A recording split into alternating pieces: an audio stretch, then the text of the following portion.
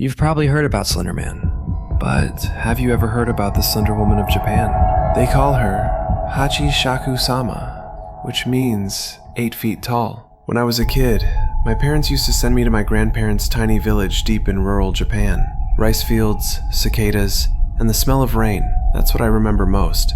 The summer I turned 8 was the last time I ever went back there, and there's a reason why. That afternoon, I was playing outside by myself while my grandparents sat inside, drinking tea.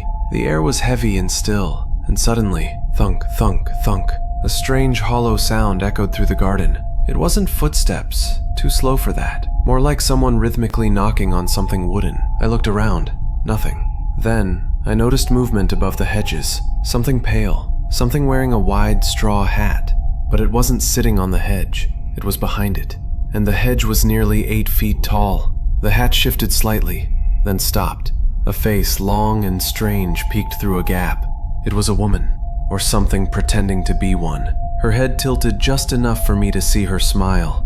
That's when I heard it again.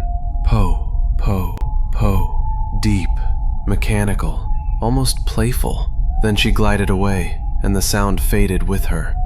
I bolted back into the house, breathless. My grandparents looked up as I tried to explain what I saw. They didn't react, not until I mentioned the sound. Po, po, po. The teacup slipped from my grandmother's hand, her face drained of color. My grandfather stood up so fast his chair toppled backward. He grabbed my shoulders, his voice trembling. Tell me exactly how tall she was. Did she see you? Where was she standing? Before I could finish, he was already on the phone. Grandma pulled me close, whispering, "You mustn't go outside again. That wasn't a woman, that was Hachishakusama. She told me stories I wish I never heard, about a tall woman that mimics voices, who lures children away until they vanish. Monks had trapped her decades ago using 4 Jizo statues at a ruined shrine, but somehow she escaped. Grandpa returned with a small, elderly woman, a priestess named Kasan. They sealed me in my room that night, every window covered in newspaper scrawled with sutras, bowls of salt in every corner, and a small Buddha statue at the center of the floor. Kasan said softly, "Do not open this door for anyone, not until sunrise, no matter what you hear." She handed me a bucket for emergencies. Then they locked the door from the outside. That night stretched into forever. Around 1 a.m., tapping began at the window. Soft at first, then louder. I froze. Then I heard a voice, my grandfather's, calling from behind the door. "Are you all right? Open up, sweetheart. You must be scared." I almost reached for the handle until I noticed something. The salt in each bowl had turned completely black. Then came the sound again. Po, po, po, low, deep, right outside the window. I fell to my knees and prayed.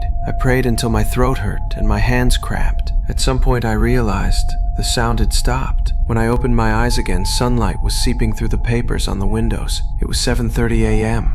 My grandparents rushed in, pale and shaking. Within an hour, we were in a van heading to the airport. They told me I must never, ever set foot in Japan again. Years later, when my grandfather got sick, he begged me not to visit.